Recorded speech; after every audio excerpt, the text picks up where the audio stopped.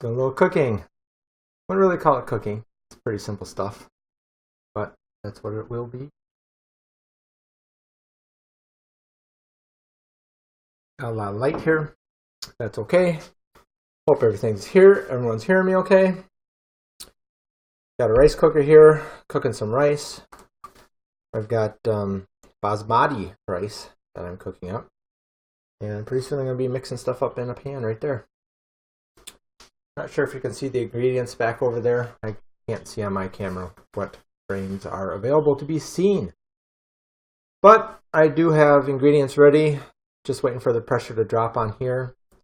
And we'll get going on the vegan rice.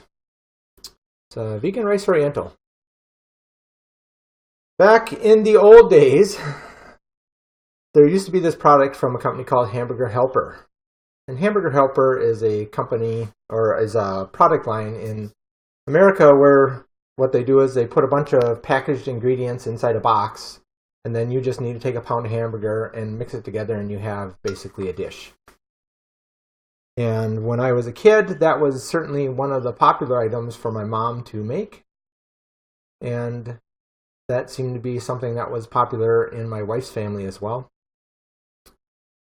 So when we were trying to make vegan options, we were making vegan options of some of the things that we had from our childhood. And one of those was Hamburger Helper's Rice Oriental. Hey Lexies, 222, how you doing? Just getting ready to cook some stuff here. I've got some rice in my pressure cooker that's bleeding down some pressure so I can add it to my mix and then I'll get everything going. Just talking a little bit about where this recipe came from. I'm going to be making a vegan version of Rice Oriental, which is something that was a processed type of food additive. You used to buy a box in a store and then you could just add a pound of hamburger to it and then you'd have a meal. And I'll be using some vegan ground beef type products tonight to add to that, and then just basically spices and soy sauce. It's pretty simple. So it's not going to be any major revelations of magic vegan cooking. It's pretty simple. You just need to get whatever you're going to use as an analog for ground beef. In my case, I have ground beef that's from the Herbivorous Butcher Shop in Minneapolis. This is handmade stuff that they make, and I've got the ingredients right here. It's about as far from processed food as you can get without making it yourself. Vital wheat gluten, tomato juice, water, soy sauce, vegetable oil, non-beef broth, so soy sauce, nutritional yeast, extra virgin olive oil, spices, organic vegan Worcestershire sauce, ground ginger, and black pepper. Less than 2% of it is tomato paste, nutritional yeast, spice, organic vegan Worcestershire. So, pretty simple product that they make. They get the texture right through mixing it all together and then steaming it. Yes, Beachy Vegan. It would be a little bit like seitan. I've never made seitan myself, but it's the same type of idea. You're taking vital wheat gluten and you're putting it together with spices and things. And what they'll do is they'll put it in like a big form and then they'll steam it. Maybe that's Trevor. And they'll steam it, and so it'll kind of cook into this solid piece, and then they can like slice off pieces and they'll make like burger patties of it. And in this case, they ground it all up. It's kind of neat what they do. Now I'm going to release some of the pressure on this rice just to get it down faster. That way I can get started cooking.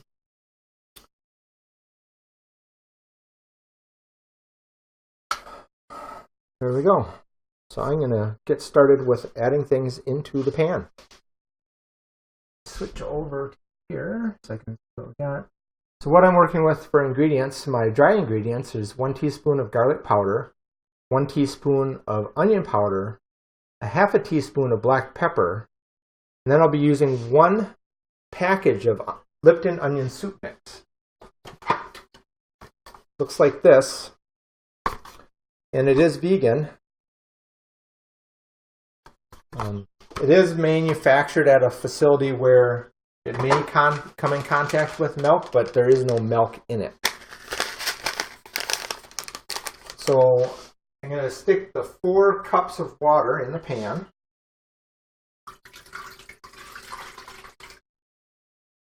I'm going to add the dry ingredients. Now normally you would start to saute, kind of brown the hamburger ahead of time, but I don't need to do that because this stuff is already pre-cooked. I'll bring up the heat.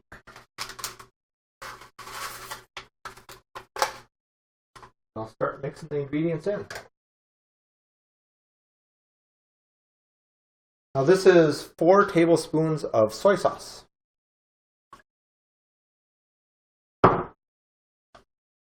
We'll put the ground vegan beef products in. And let those get warmed up because they're a little cool from being in the refrigerator.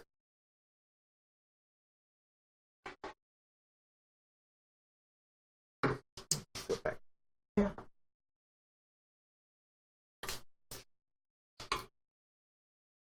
So where in the world are you guys? Have you already had your dinner for the night? This is kind of going to be our dinner. My wife's out just getting back from visiting her mom in the hospital, who's getting ready to have some heart surgery tomorrow. Mom's getting a clip put on a leaky valve in her heart. That's making it hard for her to breathe, and it makes it hard for her to move around much at all. Yeah, California is a little bit further away, so we don't have to worry about. Sun's probably just setting in California, or did it set already?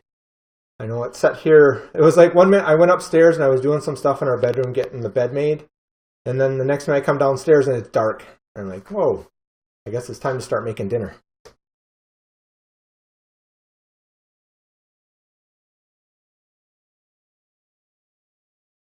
This is pretty good stuff. My wife likes it quite a bit, which is one of the reasons why I make it. Normally I don't really have a big thing like that. Oh, big storm, windy and rainy. Are you in kind of the coastline of California, or are you on inner side of California? Because I know the weather can change quite dramatically from one spot to another. Hey, Paul G, how's it going? Just making some homemade version of Hamburger Helper's Rice Oriental, vegan style. Right now I added all the ingredients into the water and I'm just bringing it up to temperature. I did pre-cook the rice, because the rice that I use, I'm using a basmati rice, and it doesn't really cook well on a fry pan like that. It really needs the advantages of having a more controlled cooking environment. Yeah, your stuff.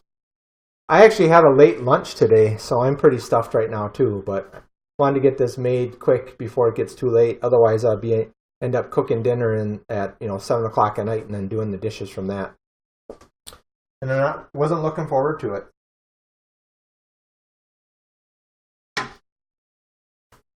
But this is something pretty simple to use. You can really just look on Google for homemade rice Oriental, and the only thing that they add that's not vegan is the ground beef, so just replace it with some sort of ground analog, seitan, or some of the manufacturers, I think Beyond Beef sells something, or Beyond Meat sells a ground product, Gardein sells a ground product. I think there's even like a generic ground protein or something I've seen, like Red's ground protein. All those work really good because they all really absorb flavor, and it's really good. That's the nice thing of like seitan and other things. You can really, tofu especially, you can flavor it however you want because it's pretty normally bland otherwise, and they really absorb flavors really good. Thanks for inviting friends.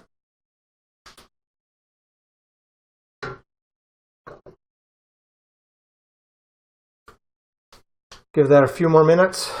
Let's get the rice out.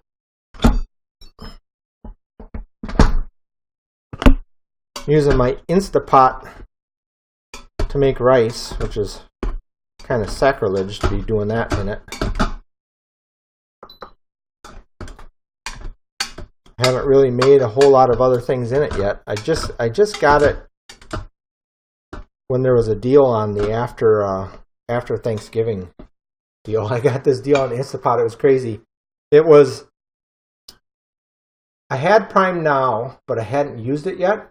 And so on Prime Now, I got the Instapot was on sale for like $69.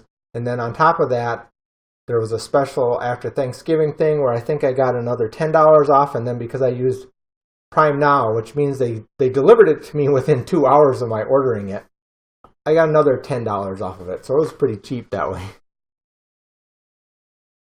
But I guess it's not all about getting things the cheap way.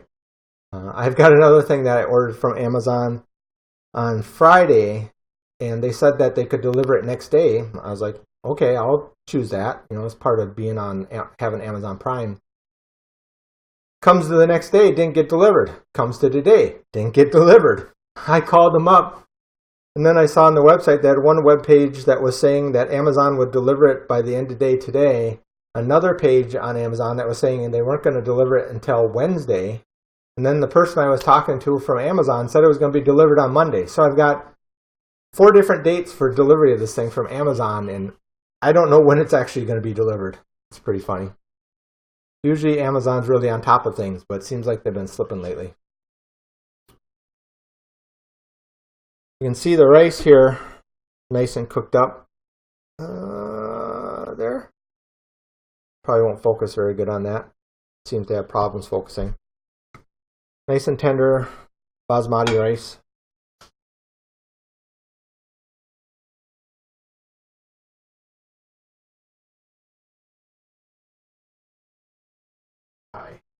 Takes a while. 4 cups of water takes a long time to heat up.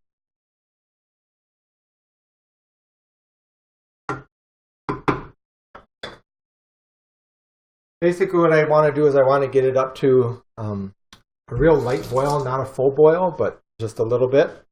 And then I'll add the rice, and then I'll let it kind of simmer for 20 minutes or so that it kind of cooks off the liquids, and then the flavors kind of get into the rice, and then it's working good. That's about it. Hey Gen 5, thanks for joining in.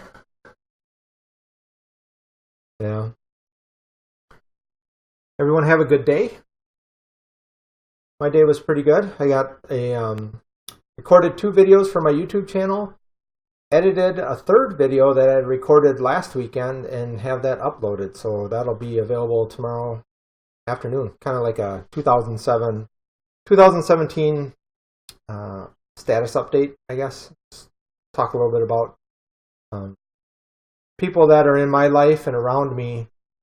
While they're not really like jumping on the vegan bandwagon, they are changing things and they are questioning things and talking to me about some of these things. They're questioning about the animal agriculture industry and things like that. And so I can see that not only me being around them, but also it's starting to be more prevalent in, Netflix has various videos available, and there's stuff in the news and stuff about the problems with the animal agriculture industry and how that's affecting our planet. And it's gaining interest with people that normally were not even listening to my vegan message at all. Hi Vita H, how's it going? So making food, I often am cooking food. The way my work schedule is, I tend to be the one that's cooking the food because my wife either just gets done with something, or or I'm eating it on my own because I was at the gym and I'm not eating till late or something like that. So a lot of times it ends up being me cooking my own food. Today for lunch I made some things that my wife likes, which were some barbecue ribs, which were vegan barbecue ribs. Those were pretty good. Made some potatoes with those and some broccoli, and we had that for lunch. That was kind of a late lunch because my wife got back. She actually spent the night last night at the hospital with her mom, so she stayed there overnight. and came back earlier this morning, or kind of late this afternoon when we had lunch. So I'm not too hungry right now, but I am making this now. This is one of the recipes that's really nice in that it tastes pretty good right when you make it. It almost tastes better the next day. And I think that's because it kind of absorbs more of the flavor and gets a really, really tight flavor. And the rice seems to do real well overnight. I think there's probably a handful of meals that I can think of where they taste good, when they're the first day that they're cooked, but they taste even better as leftovers the next day or days after that. I think I'm going to add the rice now.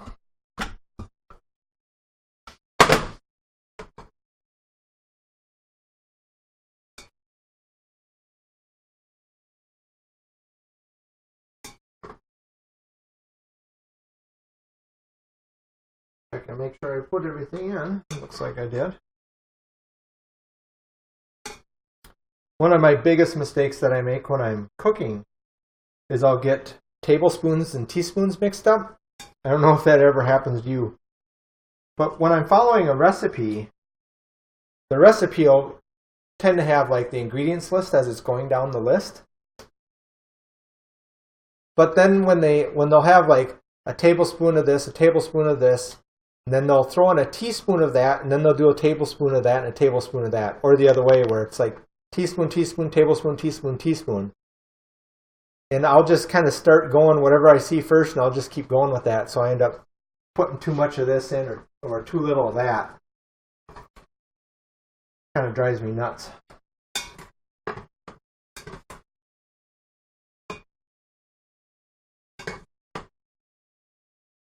I don't know if I really have a favorite vegan recipe yet. For me, I really like what I can do with Peachy Vegan. I really like what I can do with fruit and bananas and different kinds of smoothies or banana and ice cream and stuff like that. Those are kind of my favorite little things that I do. I don't think I really have a favorite cooked food or favorite cooked recipe, just because I think so many of them have been just analogs of things that I had before, so it's not really new. I do have to try to expand my palate. And last year, I kind of made a deal or had set a goal that every month I was going to learn a new recipe. That was what I was going to try to do last year. Hey, click, tap, boom. And I got about 6 months in, and then lots of things were happening with the family, and I didn't get to make a bunch of recipes. Yeah, pad thai. See, in my past, I did not eat any Asian food whatsoever, so I don't have a good idea of what I would like. So one of the things I need to do is I need to find, a couple different Asian restaurants of different, Thai and maybe Chinese, and sit there and find some patient people at the restaurant to help give me samples of different things so I can find what it is I'd really like. That's a vegan option at those restaurants. Yeah, I'm doing well. How are you doing, Click Tap Boom?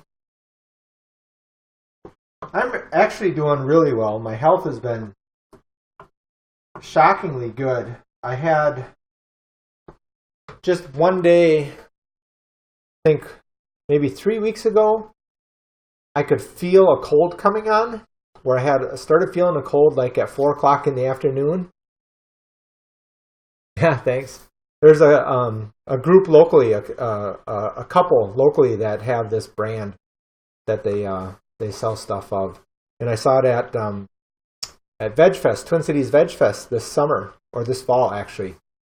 And they didn't have my size there, and they actually got this size made special for me. Apparently all the people, most of their customers are skinny people, and I'm a little bit on the big size side yet, so they actually had a special order made for me on their Etsy shop. So I got an extra large shirt.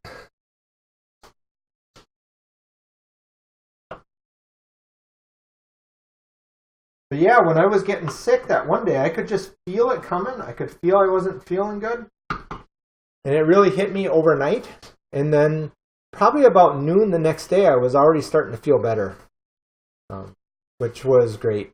I was really only down for a day.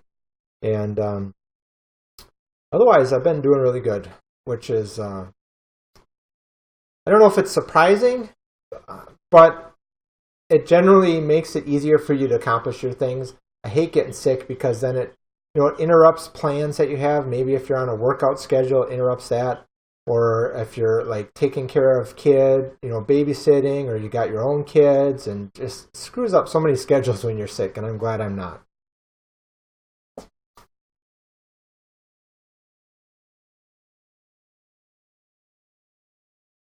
Yeah, this is almost done. I don't know if you can see it.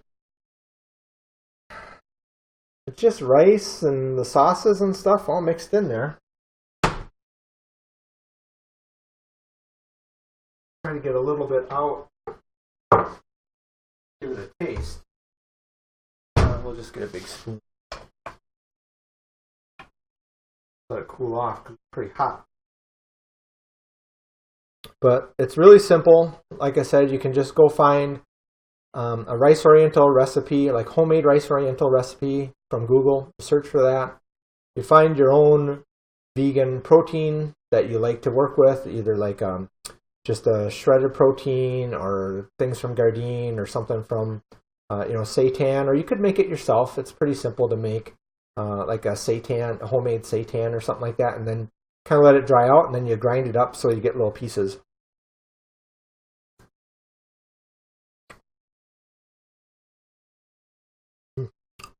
Very good. My wife will be very happy. She likes this. I like it, and it's good to eat and stuff like that. But my wife really loves this stuff, and she needed something for lunch to take with her tomorrow, so she'll eat it tomorrow. And like I said, this is one of those recipes that tastes better the day after. Have a safe trip home. But yeah, it's fun cooking stuff. I turned the heat off. I'm going to let it sit here for a little bit. I think I'll take it off this heat and I'll put the cover on so it stays warm until my wife gets home. She said she was on her way, so she'll be home pretty soon. Let's see.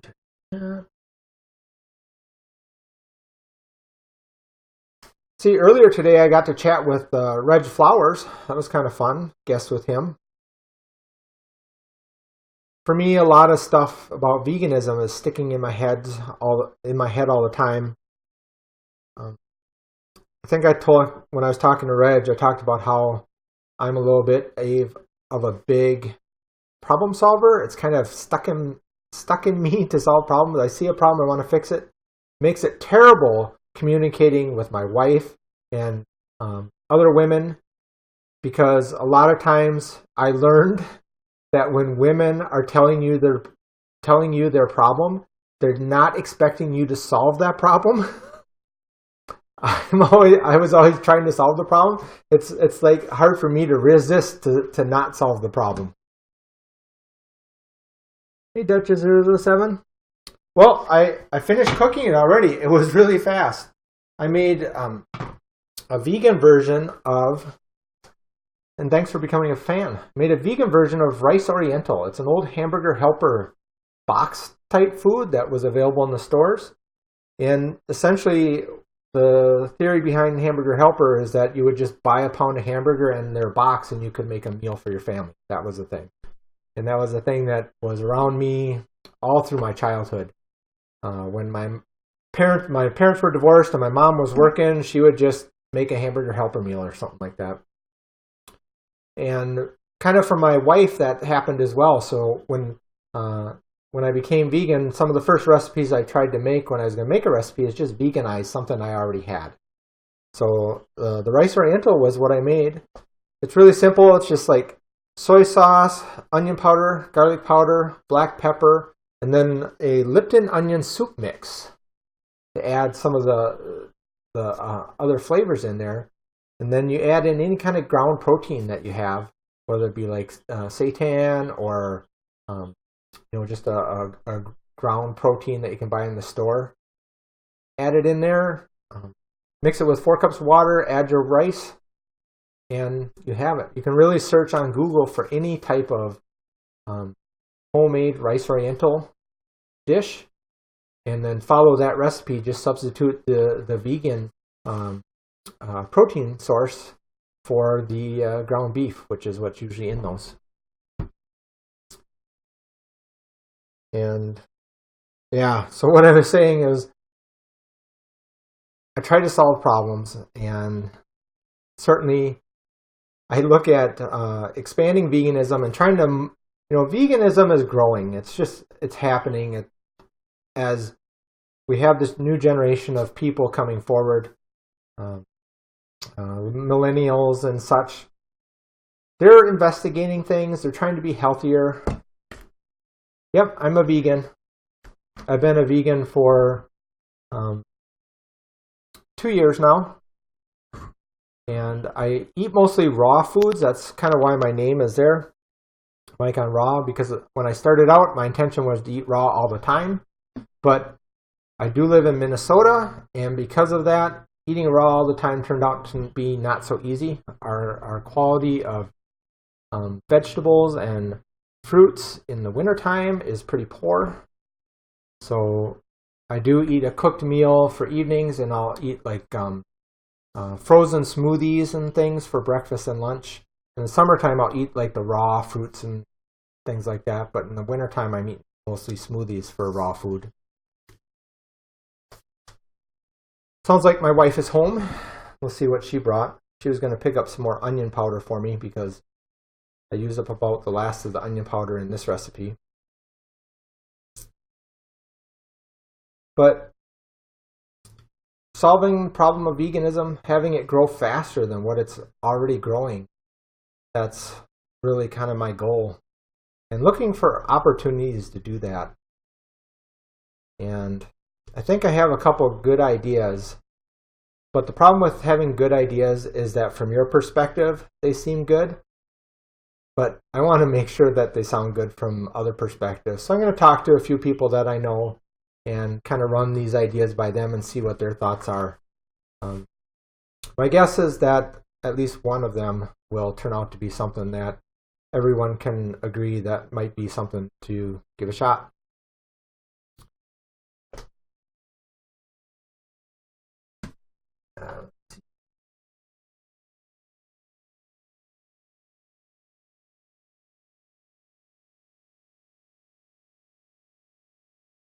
But yeah, it's just kind of sticks in my head. Other things I'm thinking about a lot is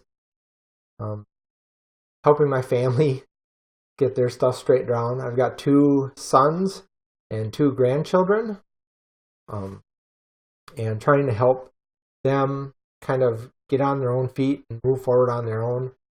That's always a challenge, especially when they want to be independent, and I don't want to push them too hard. Hey, babe, broadcasting. Hello. Hello.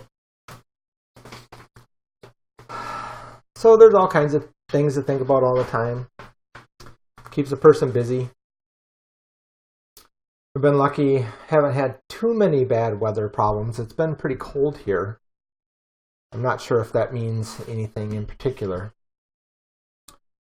But I don't mind it too much. Let's see. Oh, I've got something kind of neat.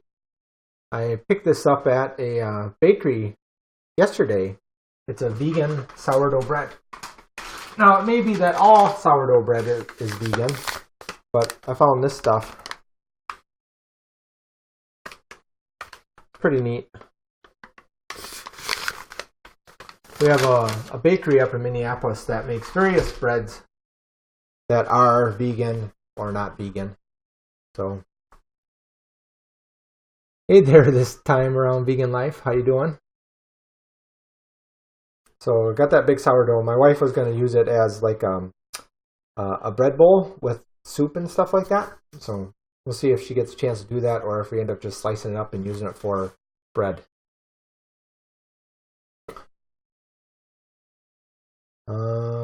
What else is going on? Not a lot else is going on. Trying to get YouNow figured out. Going to the gym. Taking care of family stuff. Hey, Rabbi A. Yeah, I did get my rice Oriental made already. It's just sitting here. I can show you it. Just rice and a ground protein product. Nice and vegan. Has soy sauce in there, onion powder, garlic powder. Yeah, it's pretty neat stuff. It's nice when you can find a really good protein, like a ground protein product that you can use.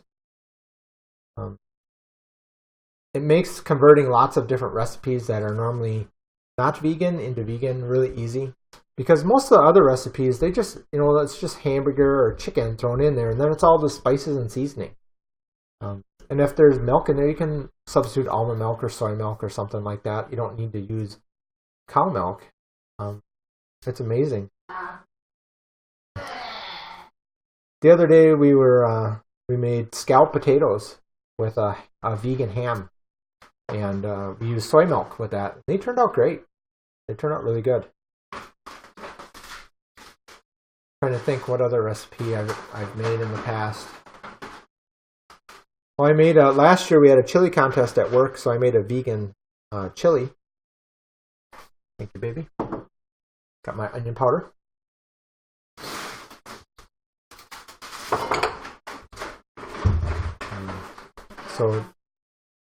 Oh, thank you. My wife got me some treats too. Justin's dark chocolate peanut butter cups. They're pretty good. It's nice that they're vegan. I went through a phase where I ate a bunch of that kind of stuff. I try not to so much now.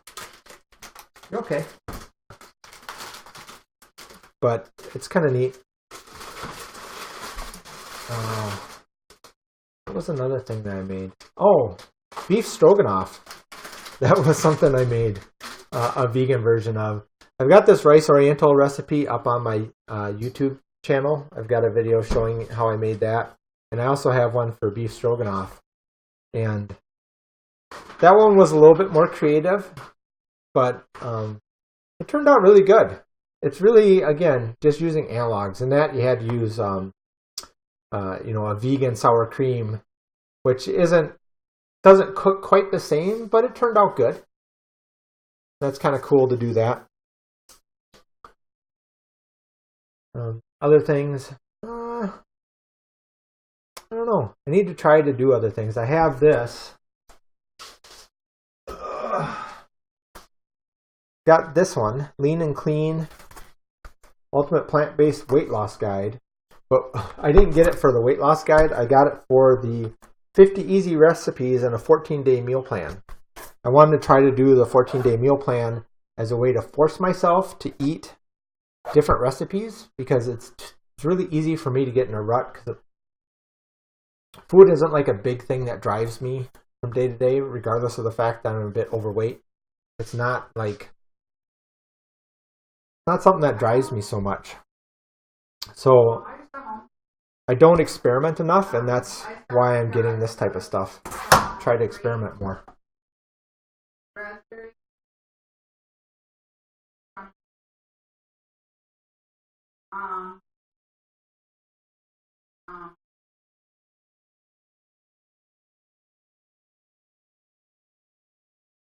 Just trying to cut out background noise if I can on the microphone.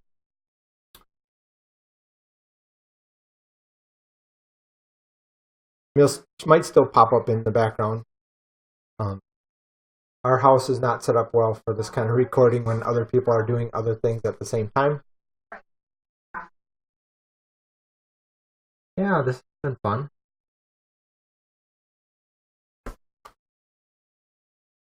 If you have any other type of, if you have like your number one recipe, anyone, your best recipe that is like, when you're feeling like you need some comfort food or something, that's the one thing that you make that's, even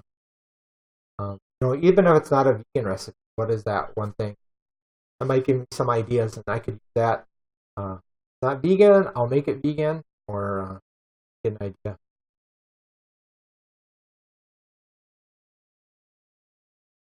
Of course, one of the key things to do is make sure you stay hydrated.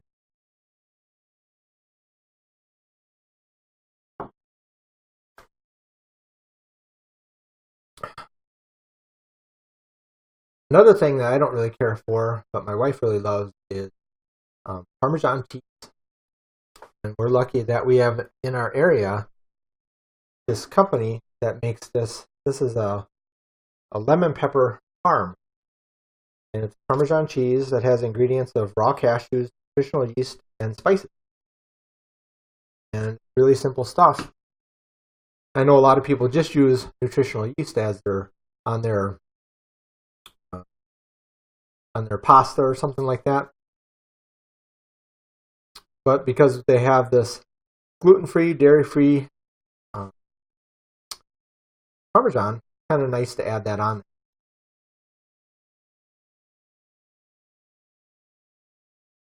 Oh yeah, bean burritos. I tried to do bean burritos, and one of the challenges that I ran into is that I tried to do it at Chipotle, big chain. Then they have their vegan protein source that they make available as well. But I found out I don't like cilantro. It tastes like cleaning fluid. And at Chipotle, they use cilantro in just about everything they have. And so I really don't like Chipotle because of that. And it drives me nuts. I know that's strange, but actually, there was a video on nutritionfacts.org or com recently that some people, it's more normal to not like cilantro, and for what's been happening that genetically people have been predisposed to starting to not like cilantro. So it's really a mutation to like cilantro, and it's the non-mutation to dislike cilantro, which is interesting because I don't know very many people that don't like cilantro, but I know I don't. Hey, Chef Vegan. Basil white olive oil bars. Yeah, dipping things in peanut butter always makes it taste better, doesn't it? Yeah, I tried something recently. I can't remember what it was. But when I tried it, I did the initial sample of it, and I tried it, and I didn't really like it at first. But then I tried some more, then I started to get a flavor for it. And I noticed that's something that is happening on kind of my journey. There are flavors that I can remember from a child that I did not like at all. But if I try them now, I can start to like it.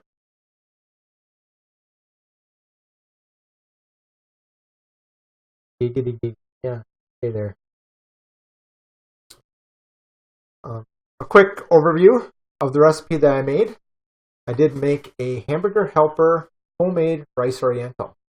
So, hamburger helper is a product line, and they make like boxes of spices. You throw in a pan with some hamburger and some water, and mix it all together, and you have a meal. And that's what I did with my stuff. I took a ground protein product from the Herbivorous Butcher Shop, and I added my garlic powder, onion powder, soy sauce, black pepper, and a bunch of water. Oh, Lipton onion soup mix. That was the other thing. That's this stuff. and mix it all up in a skillet. I pre-made the white rice, so it was already cooked. Added that to the skillet, and end up with something that looks like this. My wife's probably very excited to give it a try. Some water. The ground beef product I was using is a vegan product, and it uses vital wheat gluten, tomato juice, water, soy sauce, vegetable oil, non-beef broth, which is a soy sauce, nutritional yeast, extra virgin olive oil, spice, organic vegan Worcestershire sauce, ground ginger, and black pepper. That's all used in the non-beef broth. And then it has less than 10% of tomato paste, nutritional yeast, spices, organic vegan Worcestershire sauce. So that's the kind of stuff that they use in their ground beef, which is essentially the same stuff you could do in your own house if you wanted to. That's one of the nice things about this vegan butcher up there. They're just making small batches. They're making it by hand, just in larger volumes than what you might do in your own house. But it's about as far from processed yet still make stuff by hand, which is nice when you're trying to avoid processed foods in general.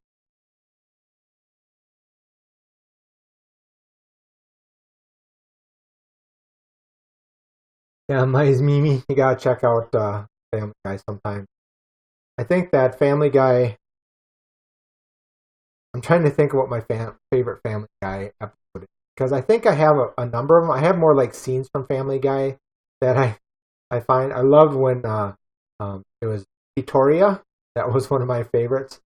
And then the one where the salesman came to sell volcano insurance at the door. That was hilarious. Oh yeah, me and my son used to watch that. It was pretty fun. Hey, Viral Girl. But yep, I made my rice Oriental. It's done. Probably gonna have to dish some up here pretty soon for the wife. Turned out pretty good. The one thing I'll have to tell her, so I'll tell you too. I'll tell her. When I picked up the ground beef, they only had one container left, so I actually got a container of ground Italian sausage.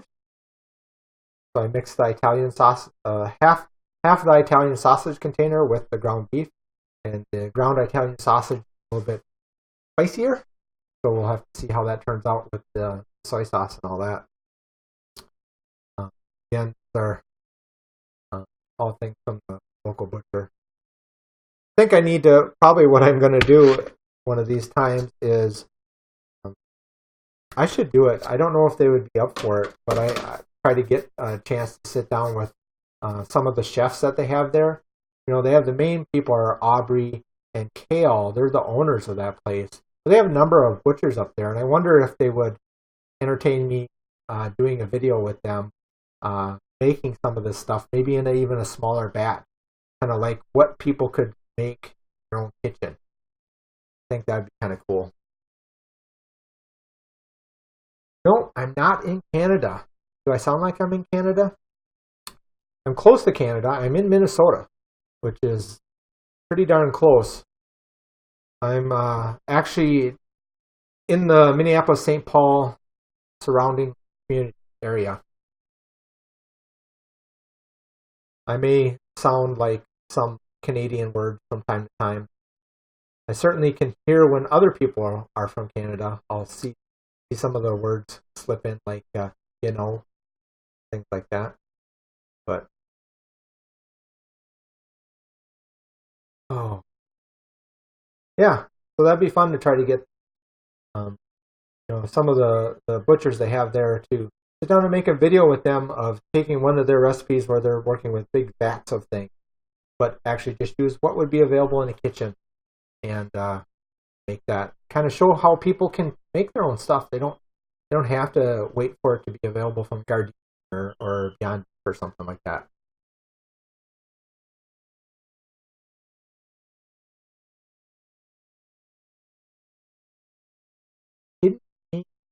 burger. You know, I don't know exactly. I'm pretty sure if you ever look at one of those graphics that has egg replacers, there's some of those that work really good as binders. I think the chia seeds would probably work pretty good, and maybe the ground flax too.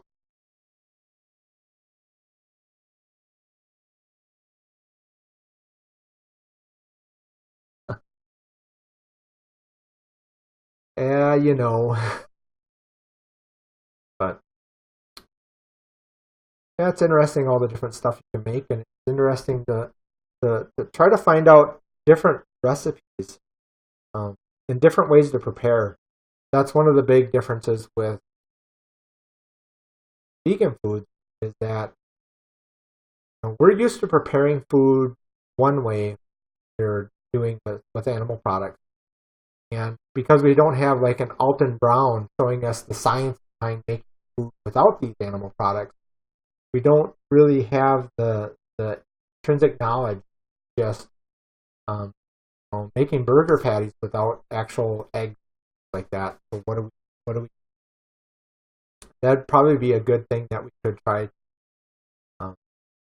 test with and do that. We could have our own like kind of vegan version of Alton Brown. I think there's already some pretty good cooking channels on YouTube trying to make things. The one thing is, though, they don't really go into the science of how it works and how those things work. I think they just trial and error and come up with things. See you later, Chef Vegan.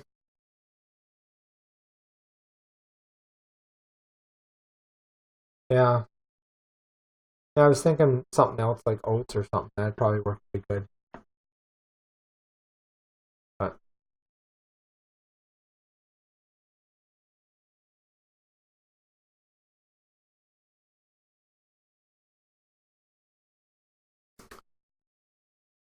But yeah. Anything else that anyone would like to talk about? Anyone want to guest chat? I think I'm going to shut her down here pretty soon, but if someone else has something they want to talk about, that'd be great. I've got my video uploaded already, so that'll be ready tomorrow, and I think tonight I'm just going to kind of relax. This is my rest day, so I didn't do any workouts at the gym today, so kind of taking it, chilling out. So, got to go make the bed yet.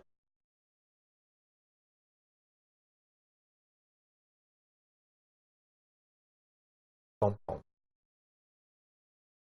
Well,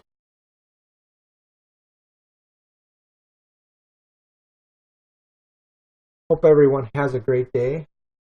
Hope everyone having a great day. I hope tomorrow is great as well. Hope you have a great week.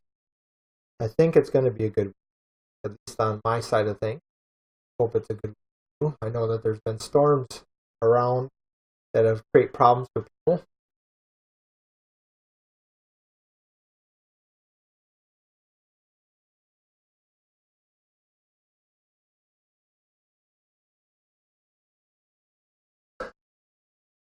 I don't know if I'm going to make it to the workout in the AM just because the time that you're doing it is about the time I'm already dressed and almost out the door.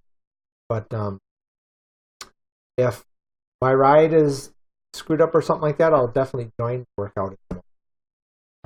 Ms. Mimi, what is it that made me decide to go?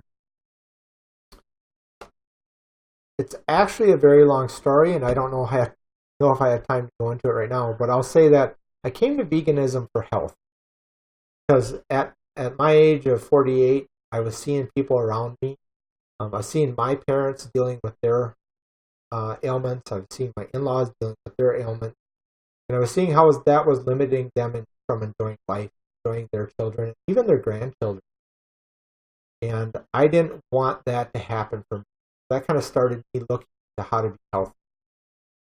And I think anyone that goes through that journey of finding out how to be healthy, if they really look hard, the only way to really do that is to towards less animal products, more plant products, and I found that being vegan was a good option for that. Not because necessarily vegan was the best option for me, but because I found a way to be vegan, and that's with raw fruits and vegetables. I found that was a path that was actually a valid path. Because at that time, I didn't really like cooked vegetables, but when I saw people like Megan Elizabeth and a few other people eating more raw foods and fruits and things like that and thriving, I thought I could do that. So that's what I did. Okay, let's see if we get Paul in here. Hey, Vegan Mojo. So it really was me getting into a lifestyle getting into the vegan lifestyle that kind of changed me to really looking at the compassion side of that. So now for me, a lot of it is more the ethics that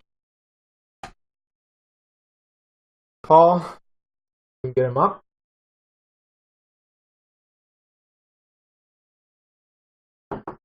Grab some food if you want, babe. Hey Paul, how you doing? Giggity giggity. Hey man, how's it going? It's going well. Good again. Pet your cat there? Or Yeah. puppy? Oh yeah. Angel, don't play with that, you. That's like we have like a 8-month-old grandson, and we have to tell him the same thing. Yeah. Don't play with that. Yeah, so far she hasn't gone for any other wires around the house. She just goes for my headphones or the cord that I use to charge my laptop with. She likes the little fabric thing on there that I think binds the whole string to make sure it doesn't go all loose everywhere. It's a little fabric knot, yeah. Yeah, I've seen. It reminded me of Christmas Vacation when the cat chews on the wire underneath the Christmas tree. Yeah. So how's it going? What you been up to today? Nothing much. I had to work today, and I came home. I had tofu scrambles for lunch that my mom made up, and then I helped my dad around the house with moving some stuff and clean out the garage, and we had dinner. We had a vegan escarole soup with escarole lettuce or leaves with some beans, and we had like this meatless don't be a piggy meat substitute. The local store that my family and I go to, Wegmans, they make their own type of meat substitute, kind of similar to like what Gardein makes. Yeah. And we put mushrooms in it. And we had lentil burgers with tempeh bacon and vegetables, broccoli, cauliflower with carrots, and I think it was, I forgot the potato recipe my mom made, but it was vegan. It was basically like boiled potatoes kind of all mashed up with Miyoko's vegan butter in it with some onions. That sounds terribly fancy. Yeah. all I did was throw some spices and some water and some rice in a pan, and I was done. That sounds like a lot more work. It's feeding a family, you know. Yeah. I think that I think about that sometimes too. Is it's just kind of me and my wife, so it's kind of simple. You know, your portions are easy, things like that. But if I was trying to raise my kids at the time being vegan, I think that would have been certainly a different kind of experience. Yeah. I don't know if it would be harder, but it certainly would have been different. Yeah. Hey, this time around vegan life, what's up? Yeah. I subscribed to her channel on YouTube. Yeah, I did too. Yeah. It's kind of it's interesting how on YouNow you find other people on YouTube that you didn't even know existed. Yeah. It kind of shows how much YouTube is failing at really sharing things out. Yeah. I didn't find out about Vegan Mojo. Hey Derek, what's up? I didn't find out about Vegan Mojo until I watched it. Abala CL mention him in one of his videos, and then I went to check out his channel, and I'm like, I like this guy. He has a good sense of humor, and he's cool. Yeah, I found him the same way, which is I just finding Abala CL at all was interesting as well. Yeah. I found him when Durian Ryder was freaking out one time or something. Oh yeah, that whole incident last year. Yeah, Baby seal, yeah. that was interesting. But it's just how poorly YouTube does at really exposing people to people that they might be interested in. And instead, they kind of just pander.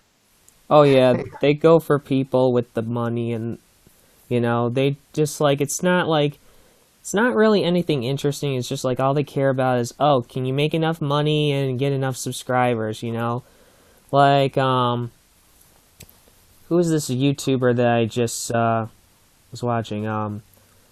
Jacqueline Glenn, she's called. She's a YouTuber. And most of her content, from what I've seen in that, doesn't really seem interesting. She just basically clickbaits off of other people's work is all she does. And she's an atheist YouTube channel, and all she talks about is atheism. I'm just like, you do know there are a gazillion other atheist channels that talk about this, right? One in particular, the Loudmouth, the Amazing Atheist. I'm like, come on, you're kind of the copycat off of him in that. Right. It's just not a lot of people are creative. Now it's just clickbait, shock value is what people use to get subscribers now. Because it seems like people are into that more than actual creativity, sadly. Hey, there we go. Yeah, it's... And the problem is it works, right? YouTube just promotes that kind of activity. And so you end up with all this empty... There's lots of videos there, but they're empty. They don't really gain you anything. Or doesn't make the platform go anywhere. It's going to be people pointing at other people. Eventually it'll just be a big round circle and they get nowhere. I don't know how YouTube doesn't recognize that problem. Yeah. Even I thought this was, I think, a while back when Vegan Cheetah used to be... I actually liked him in that before he turned a new leaf. Back when Freely took down his channel, tried to take his entire channel down, and I can't believe that YouTube allowed her to get away with that. But YouTube never called her out for anything the stuff that she's done in the past, Yeah. It's just really ridiculous. It's like, oh, Freely has a big following. She makes us money. Let's keep her. But Cheetah, no, let's kick him off of YouTube because he doesn't have that many subscribers. So, yeah. Yeah. It's so crazy. But that's what we have to work with. So deal with it. And they'll, YouNow is a platform for people to talk to and talk about, move things along. So. Hopefully it doesn't turn into what YouTube over time, Yeah, I guess we're waiting for those interstitial advertisements to show up. Yeah. Once the pre-rolls start up and the interstitials, we get a little logo at the bottom of the screen telling us to go to the auto parts store and buy some spark plugs. Then it's weird. For some reason, I don't get any ads on the YouTube videos I'm on anymore. For some reason, on my computer, I remember getting them back a couple of years ago, and I'm just like, I hate these ads. Google, stop it with these dumb ads. They're completely useless to me. I just want to watch the video. Yeah. And it's they don't seem to do it anymore. An ad blocker doing it. Like an ad blocker or something. Yeah. I don't have any ad blockers on. But at least they the one thing I do admire, at least, is they gave you the option to skip the ad if you wanted to. They didn't just make you... Depends on the video, though. Sometimes they'll make you suck it up, but most of the time, from what I've seen, they let you skip it. Yeah. Yeah, I ran into more more where they're doing like 20-second or 30-second ads, and then they don't let you skip it. Yeah. Which I think might be them trying to push people to that YouTube Red, where it's a subscription platform rather than other things. Then that gets rid of those ads. Yeah, I remember with Hulu, when I could go on there for free and watch any like TV shows I wanted.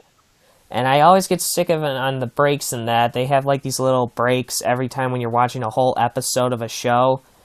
And what they do is they add like 3, sometimes 4 to 5 little ads. And you have to wait through the entire thing. They did do a thing where if you passed a quiz, they would shorten the ads or skip them for you in that. So you had to get every answer right, or otherwise the number of answers you got wrong would be the number of ads you would watch. And I just thought, this is stupid. And it would be like the same ads for 3 different things the whole time. You know, if you were trying to catch up on a show or something, you would see the same ad 12 times. Yeah.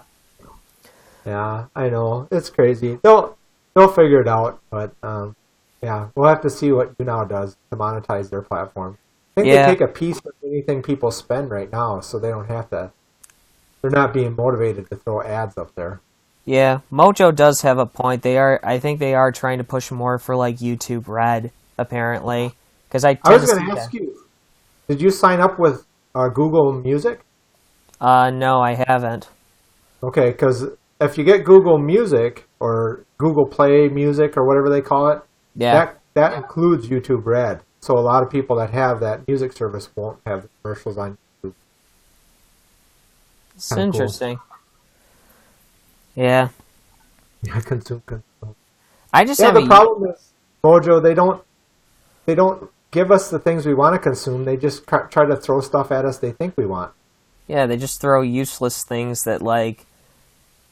What do you expect? What do you take us for? A bunch of idiots? Like seriously, like. I really sometimes wonder, like, is it like they think like the lack of intelligence of of the customer is like that low? It's like, oh yeah, we'll definitely get suckered into this and that. I'm like, most people I know who I've talked to are not stupid enough to fall for ads like that. I know. Especially, I can't imagine some of these companies have money to put ads up, like ads for. What was it? It's like the top 5 things you don't want to be eating. It's like a clickbait webpage, and they're paying for ads on YouTube. They even do these dumb things too that I see when I'm searching through videos on YouTube, where they add a little ad on the side. And it's basically like this, how to burn like so much weight within like a week if you follow this type of program. Like all these weight loss tips, and then I'm just like, and then I clicked on one and I'm just like, it's a long video where I'm just like, this could go on forever. I'm like, just get to the point. You're like talking, you're like basically doing like an intro to the whole thing for like 20 minutes. I'm like, just get to the point. How do you do it? And I know usually that stuff is bullshit, you know? It's just them trying to sell you something, trying to sell money. Basically go like, do this program and that for like how much money? Yeah. They're always trying to... You know, they're looking for the easy buck, I guess, is what it is. And there's enough people that will just click on that stuff and just do it. Yeah. But what do you do? Yeah. Well, Kat ain't with me. She's over there napping now. Yeah, I agree, Mojo, that social media ads aren't that effective. They aren't. But apparently they're sufficiently effective for the money that they spend on them. I know that Facebook ads have really turned into actual money makers because customers can target it so much. Yeah.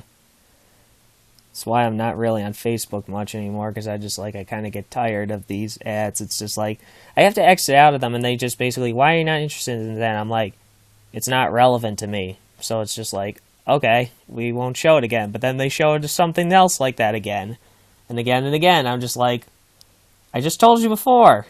do you not remember the last time? I'm like, you did that last time? We won't do it again. We'll secretly do it again. We'll just pretend we'll say we don't.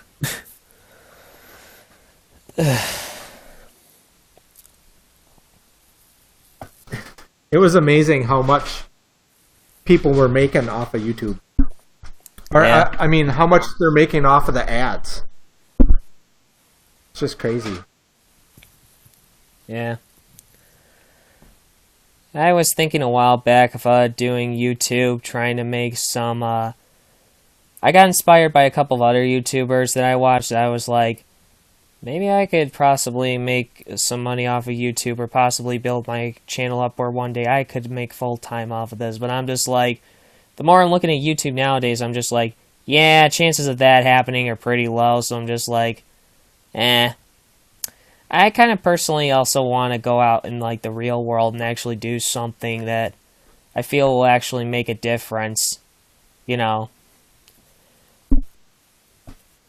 Yeah, it's definitely, it's hard to figure out what you're gonna do because the ads are so in front of you. But I think you have to just keep focusing on what you think is right, and just focus that your energy that way, and don't worry about like YouTube ad money or any of that kind of stuff. Just focus on what you think is right, and Yeah. hopefully the audience will come from that. The people that are interested will find things that they do, and Yeah. just try to make it available. I know, like Mojo was talking about putting his videos on Facebook. I started doing that with some other ones, and I'm going to start putting them on in parallel. I'll put them on Facebook and on YouTube at the same time. Just Yeah.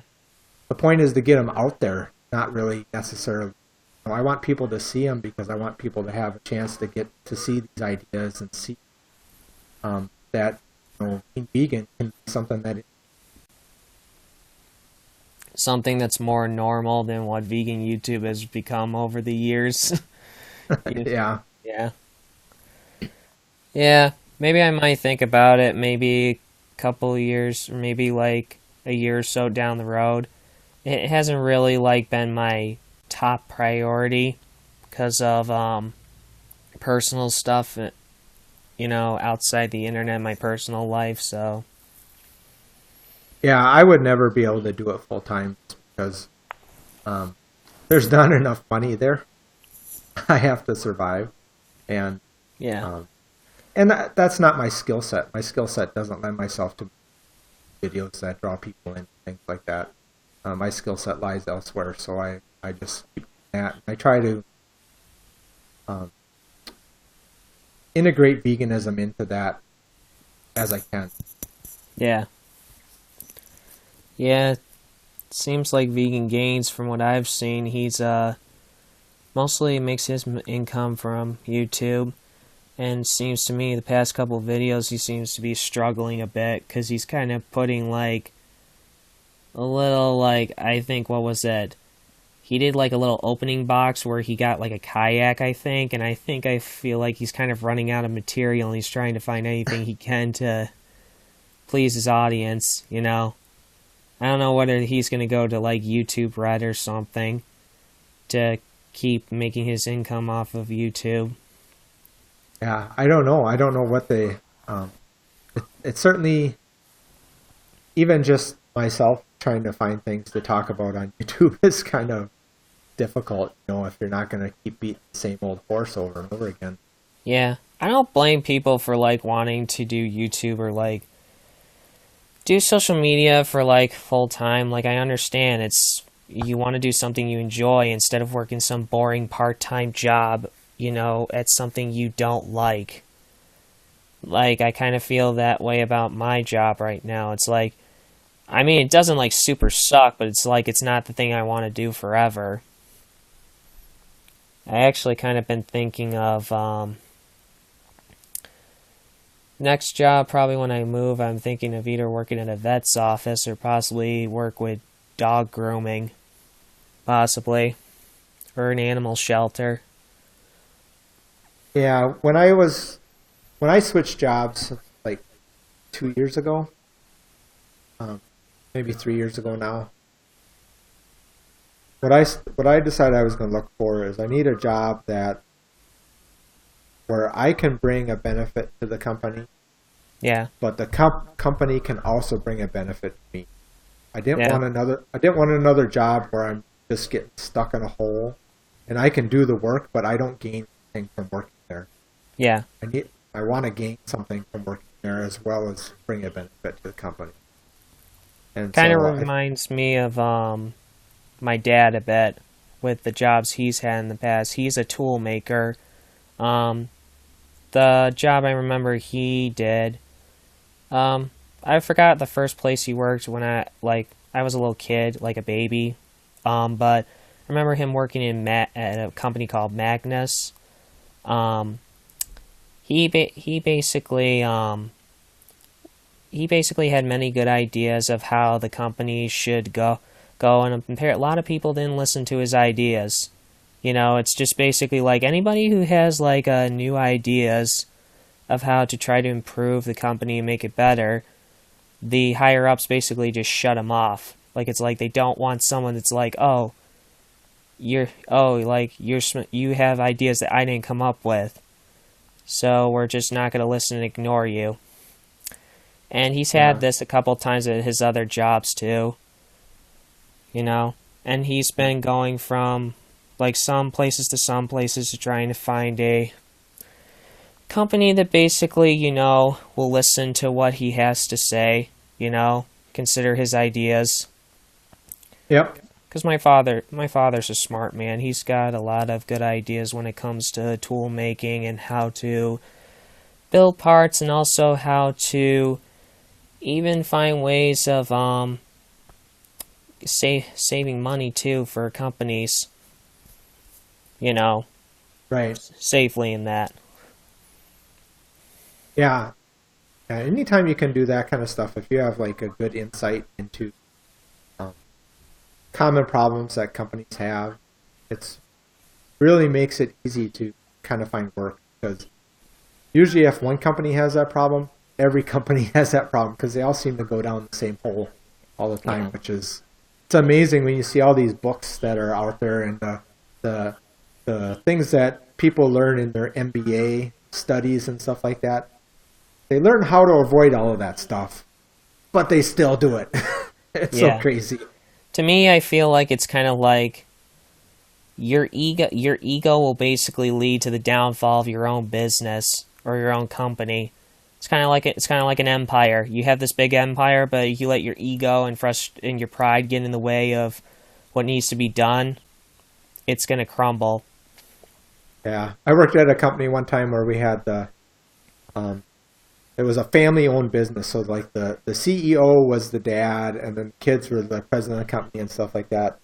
And it was always funny because the company started growing and getting big, and then so you'd be doing your job, putting parts away on a part shelf or something like that, and this grumbly old CEO would come down and he'd start telling you how to do this and do that because that's how they did it back when his day. Yeah. That makes no. That's like saying that bacon tastes good. That doesn't mean anything. Oh yeah. And it's interesting too. The place where my dad works now, he's been bringing in a lot of for lunch vegan options, and a lot of the guys there are kind of like wondering what he's eating because they say it smells good. It's like it's tofu in that, and then if they're like, ugh, tofu, ugh, I don't want that stuff. Because these guys are the guys that Dad work with are into hunting and fishing and that. Yeah, yeah. I mean, I didn't hunt when I was growing up, but I grew up around people who hunted deer and rabbits. And I came from a background where I used to fish when I was a kid. I did because my dad just taught it to me. It's really just to me when it comes to hunting and fishing why people say it's hard for people to give that up because it's kind of like a tradition thing that's been passed down from father to son. It's kind of like one of those father-son bonding things that parents like to do with their kids. Yeah, yeah, yeah.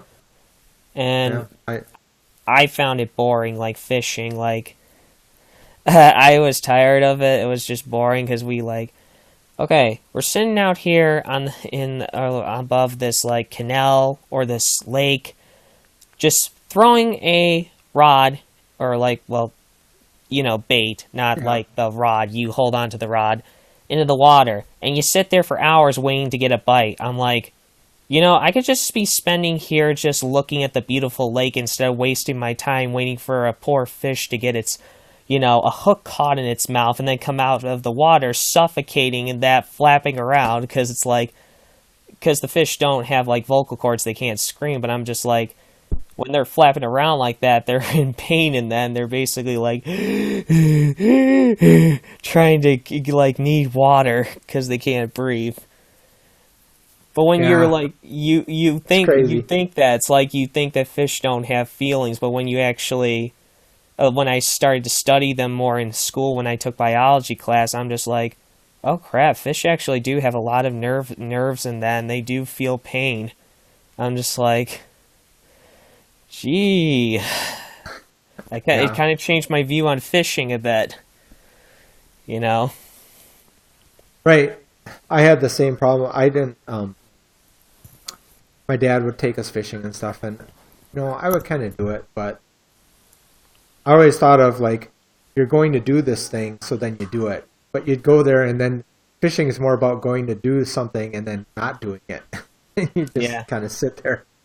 But I always thought it was crazy about how people treated fish and stuff because that was something that you witness right in front of you when it's happening. yeah, Where what happens on a farm you don't usually see like right in front of you. So yeah. it's interesting. I I think it's kind fun. It's fun trying to get my brother to see my way of viewing the world and stuff because he actually spent like a couple years working on a farm and stuff like that. He kind of has the mentality of the um, uh,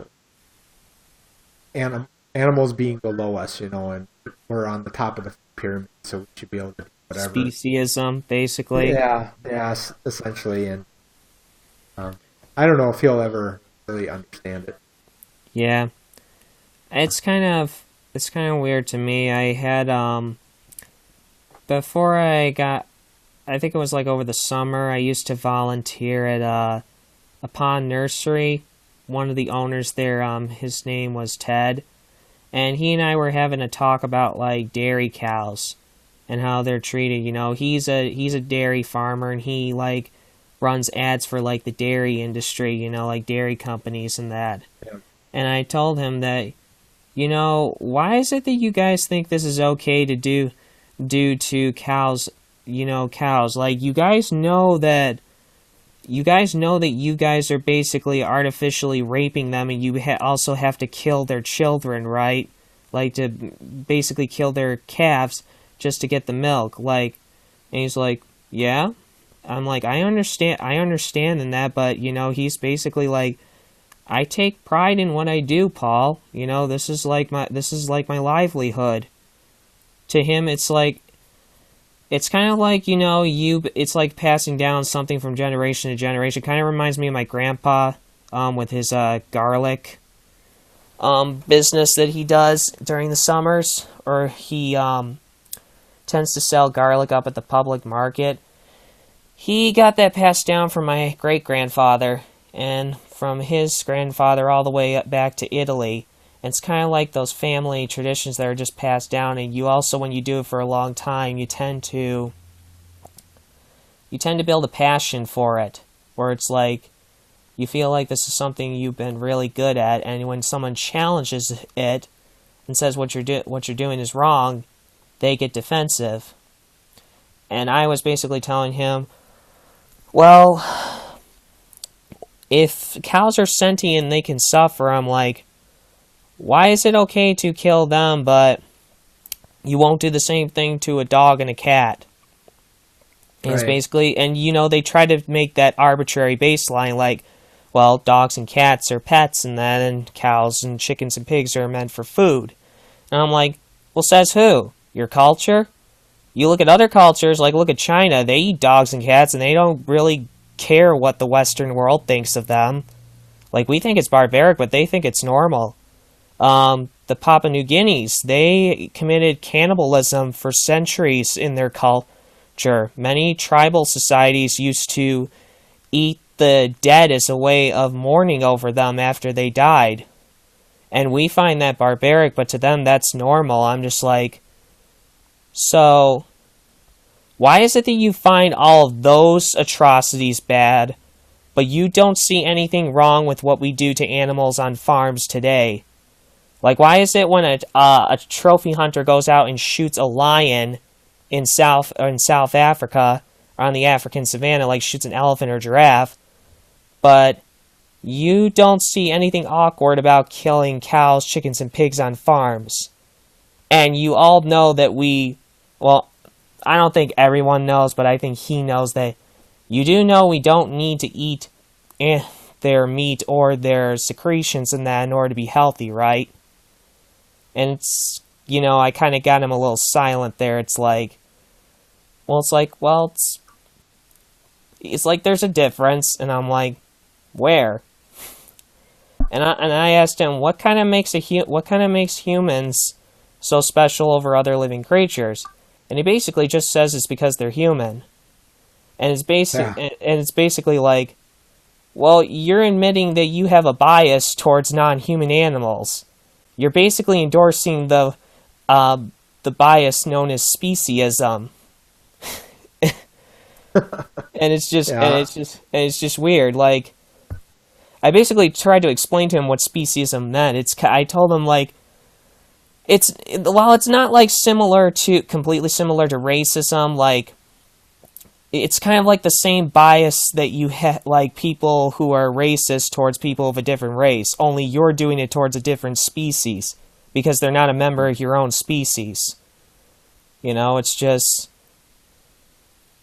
pretty hard for people to understand, just because I think that's never been really brought up in the past. You think about what people know. They only know what they learned in school or what their parents taught them, and that's just not something people have taught prior generations. Yeah, and even in health class, I went to more like a small public school, like 300 people. Like, I live in a more... New York's kind of considered a blue state, but let me tell you, there are areas where there are people who are very conservative in their beliefs. I grew up in more of a conservative town, and they basically tell you in health class that meat is good for you, to make sure to eat plenty of meat and eat plenty of milk and eggs. Right. It's kind of the I have a hammer so everything is a nail thing. We grow cows and we grow chickens and we have cows to milk, so that must be what's good for us. Oh yeah, there's a bunch of farmers around here. There's hunters and fishermen. I used to get into fights and debates with some of my classmates in high school who were hunters. I said they were a bunch of murderous psychopaths, is what I called them, for shooting deer and squirrels. I'm like, I don't get how you get satisfied in killing another living being like that. Like, just taking their life just because you have a gun, or you have, you're considered top of the food chain, therefore you can just do whatever the hell you want to other species on this planet. And so you went right from the olive branch to the stick? Yeah, I was sort of a hypocrite, of course, at the time, because I ate meat back then, but, I didn't know about the conditions that animals were in.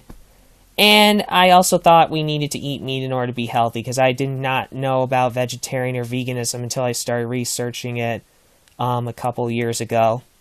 Like, I never met anyone in my school or anyone that I've known who was a vegetarian, like, until, like, a couple years ago, like, when my counselor and that, but I didn't know he was. And I just, like, it's just very weird. Yeah. My first exposure to anything vegan was in the mid-'70s. Yeah. My dad and mom were divorced. Excuse me. And my dad had a girlfriend. She was like 10 years younger than him, 15 years younger than him. And she was trying to do vegan stuff. So one weekend when me and my brother were over there, she fed us hot dogs. And we Yeah. took a bite of them and we almost threw up. We were like, "What is this?" He said it was a vegan hot dog. So if you can imagine how bad vegan hot dogs tasted like in the 90s, imagine how bad they were in the 70s. Yeah, my mom Terrible. remembers, I think, I don't know, I forgot what the concert was she was at, but the founder of Farm Sanctuary was at one of these rock concerts one time and he was giving out vegan hot dogs. And mom actually remembered that she was at one of the concerts where that guy was at the time, back when she was young in, like, I think the 70s, or I think it was the probably the late 70s or early 80s, I think it was. Yeah. Yeah.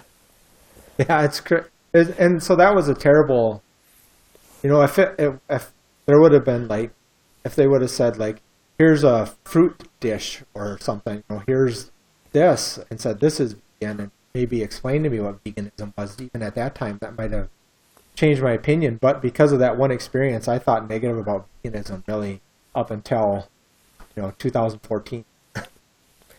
I would kind of say me when it comes to when I'm trying to convince people to go vegan, I don't really consider people who eat meat, but yet they don't hunt and actually go out and kill animals.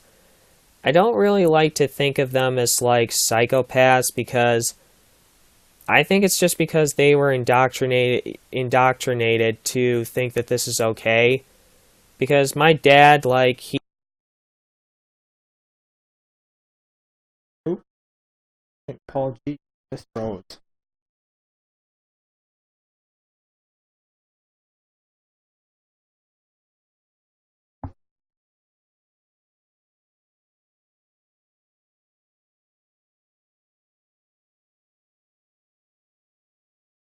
See if Paul can get back.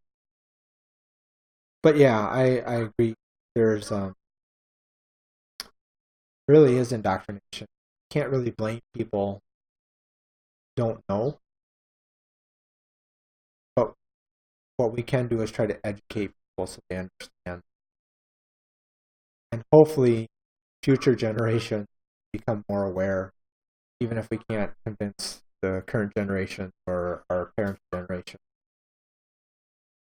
we need to get people more aware, because there's other aspects of the way we treat animals and how that can lead to um, bad treating for humans as well.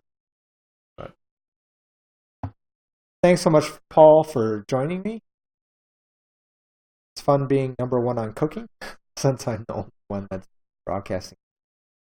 I hope those that did check in saw my cooking rice Oriental recipe. Enjoyed that. Pretty simple, very easy. I have other videos on my YouTube channel. I think I'm going to check out now and go eat some dinner. Thanks again, everyone, for joining. And see you next time I broadcast. This time around in life, I'll see you.